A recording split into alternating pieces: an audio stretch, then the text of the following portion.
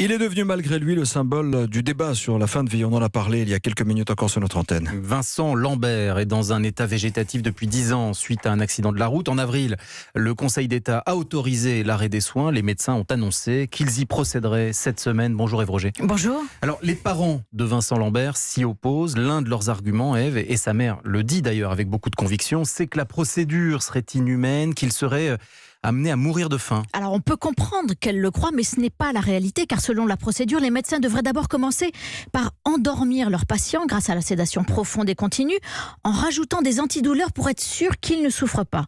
Ce n'est qu'après qu'ils devraient arrêter de l'alimenter et de l'hydrater, mais il ne ressentira ni la sensation de faim qui disparaît, ni celle de la soif, car les soignants vont humidifier régulièrement ses lèvres et sa bouche. Et en général, le décès intervient dans les quelques jours qui suivent, explique Vincent Morel, chef du service des soins palliatifs au CHU de Rennes. Il n'y a pas de notion de mourir de faim ou de mourir de soif. Le décès va survenir des conséquences de la déshydratation. C'est-à-dire que la déshydratation va atteindre des organes vitaux, et en particulier le rein, et ce qui va être la cause, pour le coup, du décès.